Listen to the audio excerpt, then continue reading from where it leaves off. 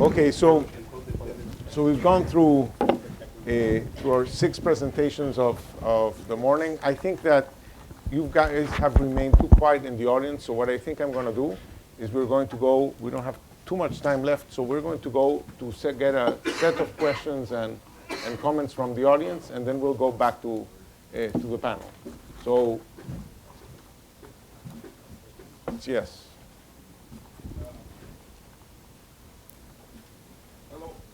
My name is Carlos Rojas from Mexico. My business is Rotoplas. We devote to water solutions. I'm happy to hear the public policies that you are developing in countries we participate to find growth for our solutions. We have been working with innovation strongly, disruptive innovation. We find that to have innovation, we need to look for these potential innovations in other countries. We found one in Canada for treating water, one in Chile for purifying water.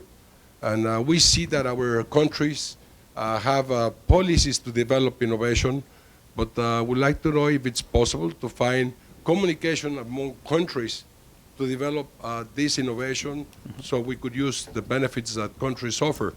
No, in this case would be Mexico, would be Chile, and maybe a third country to develop this innovation. Let's go, yeah. Yes, John Chisholm, back there.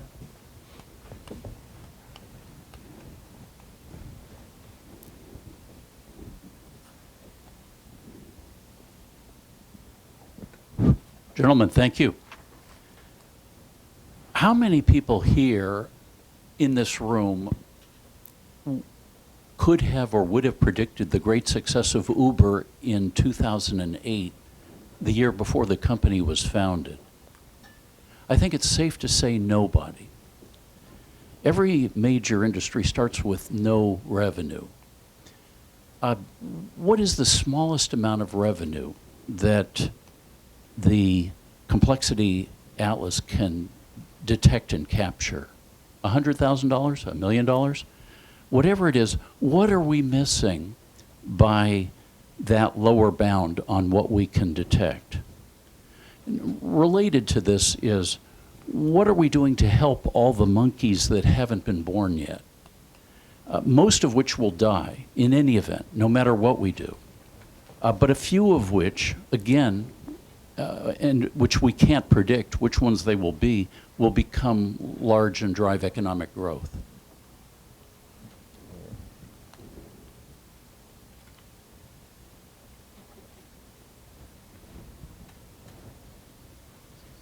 So, well, let's go for a first round of answers, or if you want to say something, what your other colleague has said. Yeah. Thank you, Ricardo. I want to say something about, after hearing my colleagues. I started my presentation by remembering 25 years ago, listening to policymakers saying about industrial policy. The best industrial policy was to have no policy at all. And this was a backlash from protectionism, large subsidies, public ownership. 25 years later, as this morning we have witnessed, we are saying, no, that's not the answer. We have to do something. But the key is that we don't know exactly what to do. It's much more difficult. And I loved Miguel's quote from Tevez. It is very difficult. That is a reality. But from a policy maker perspective, the answer clearly is not do nothing. You have to try something. Because, if you look at a country like Mexico, where we have not only two Mexicos, but many different Mexicos, perhaps there are some regions where we are okay. But for a region like Chiapas, that is lagging, in over 25 years, nothing has happened. Even though large public investment has gone there, we need to try something new. And I think that the complexity of the policy challenge asks for learning. And this is what we're discussing today, the value of learning in policy making. And I'd love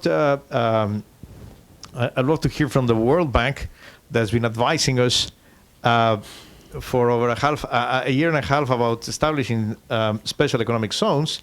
In the day that the Mexican Senate is going to vote today in Mexico, establishing special economic zones, that the main institution that has been advising us that, you know what, it may not work. But that's the beauty. Say tomorrow. That's the beauty of the challenge. That's hopefully not, but that's the beauty of the challenge, because it's complex, and we have to be very humble. And that is something that is hard to do for people that got PhDs in schools around here, like myself. Be humble and understand that this is a learning experience, and you do policy and learn, and then you try again as an individual, as a policymaker, and as a country. Very quickly on adopting innovations. I think that there's got to be some criteria for supporting potential innovations, particularly from putting in public expenditure or any sort of public incentives to support that. There's got to be something missing in the market, complementarity that is not there, connectivity that is not there, some public goods that are missing, perhaps not enough competition, some barriers to entry. And if we can single out and define what's the problem, why the market is not adopting a good innovation, then we should act. But we should not act on any potential innovation, because then we would be playing something like we would be trying to replace the market and to replace the private sector in something that the private sector should be doing. There's got to be a case, a specific case to support innovation. Piero? Yeah, I want to go back to maybe here. I want to go back to what Ivan said about the World Bank. I think that this issue of the how is what has proved to be for us particularly important, much less important than to really choose the right sector. Is really to see how to, if you see a problem, if you see a bottleneck, if you see a barrier, go there, go to the micro, go to a detail and see the right solution. Sometimes you need to change a law, sometimes it's a regulation, sometimes it's just to talk to people. And I think that's the devil is in the details, really. That's where you make the difference. And what we have noticed that people sometimes write a law, a regulation, then forget about the policies. You need to see where it's working, making adjustments, talking to the people who are using it in the first place, and see if there are fixes to make. Continue. It's like a baby. Like if we are making things for some sector or another sector, you need to keep doing things for weeks and months, and you can leave it alone for too long, because otherwise, if you don't let it go beyond the point of no return, things may come back and may not take off. No, that's one thing. With respect to something I did not mention just shortly in the presentation related to this transverse. I think we're trying to do things that are not that are sectorial as well, right? If you see and related to this issue of things that have not happened for 25 years, you had in Cajamarca, in Peru, that the milk producers, right, cow produce 3 liters of milk per day. In La Libertad, in Trujillo, a few hundreds of kilometers away, the best cow produce 60 liters of milk per day. So it's 20 times more, right? And the market, like that, for years, that knowledge has not moved. It did not diffuse. I mean, right? And you had the same thing between Moquegua and Arequipa, right? Productivity ratios of 3 or 4 to 1, and the market alone has not, right? The Nash equilibrium has been to keep those people in a poverty trap, and nothing has changed. That's where the state has to play a role. What we have done in Peru over the last year and a half, it was created 30 innovation and technological transfer centers, right? Wherever there is a cluster or incipient cluster, something that may make sense, we are setting up a CITE, right? Just to make sure those technological transfer takes place. And you have very super low-hanging fruit. We have invested $100 million in all of these transformation centers, and probably the back that we can get, the bank we can get for there probably is very big. Okay. Lucho? Yes.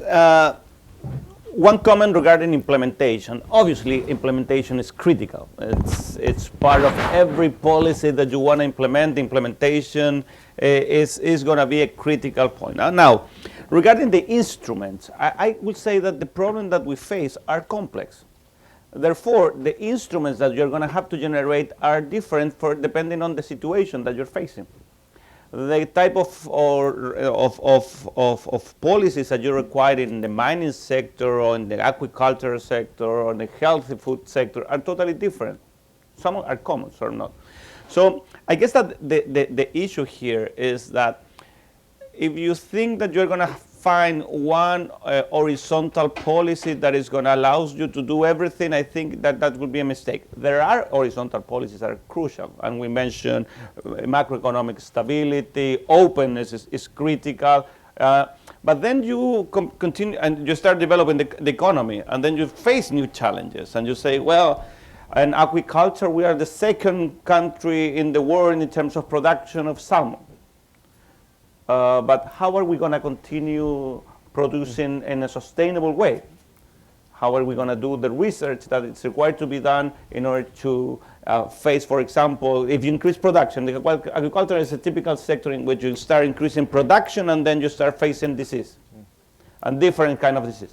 So you have to do research in order to generate the vaccine necessary in order to solve the productivity challenges. And then I think that there is a huge space for public and private collaboration. And I totally agree with Piero regarding the need to generate a methodology that allows you to have a dialogue that first avoid to generating rents to the current firms. So then you have to generate incentives that are correct. That's why I mentioned the idea of open platform for innovation. You want to generate a space for innovators to come and to try to solve those productivity challenges. And then you also want to have something in which this collaboration in between the public and the private sector works properly, because again, all these policies, you don't want to solve the problems once. You want to solve all the problems you're going to have ahead on the development curve. So you need to generate a methodology that is going to be part of the solution, not only in the current administration, but in the future administration. And we know that is difficult in Latin America. Okay, so I think unfortunately, we have 5 minutes. Okay, so let's go for a second round of questions. And I know that we haven't answered John's question, but I'll say something in the next round. So, yes. Hi, I'm Amy Liu, and I run the Cities program at the Brookings Institution. I wanted to echo that I thought this was a very, very informative and just valuable discussion today. Both in terms of all of you having a very strong diagnosis of your economy, what's happening in your sectors, but embracing an industrial policy.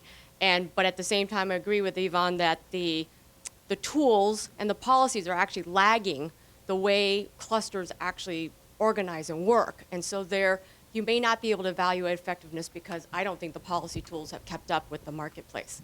So I have a comment and a question. I think in the US, we still have, in general, the American, someone said an American philosophy that is almost allergic to industrial policy. And I still think that's the case. But what I've seen in the last 8 years here in the US is that there's been a lot more soft tools and encouragement and incentives for clusters to organize regardless of the cluster itself, regardless of the industry. You see that at the national level, you see that at the state level. So it sort of builds on the comments that you made in Peru about just getting people to organize and solve their own market challenges is probably the most important thing for innovation uptake and for spurring firms. The one question I see in all of those in the United States is that the universities, commercial applications or research, applied research is a very important part of a lot of those consortia. None of you talked about the role of universities or the quality of the research universities applied research universities in your countries. I wanted to know if you're thinking about that as you're organizing firms and if you're doing anything about that. Kingsley? Thank you. Good morning. My name is Kingsley Okoro, former Deputy Governor of the Central Bank of Nigeria. I thought it was a great panel, and I wanted to ask a question of the ministers from Mexico and Chile, especially because from your presentations it was clear that we have very similar problems in terms of being resource-rich economies faced with the challenge of structural transformation. First of all, what was the role of infrastructure, especially electric power, in your transformation? Could you have made progress without the base or without a base of electric power, or did you make progress regardless? I mean, what's your wattage? So that's number one, because that's a very fundamental and primary problem in Africa. Secondly, how were you able to deal with the political economy issues? I think it was the Minister of Chile that brought up the whole question of consensus, building political consensus. This can be very difficult in fractured societies that have been fractured precisely because of the struggle for the advantages of natural resources. Thank you. Okay. We have to, unfortunately, they're telling me that we ran out of time. And so let me just make some closing comments on this panel, and we have the rest of the day. One of the old ways of thinking about industrial policy is as a set of tools.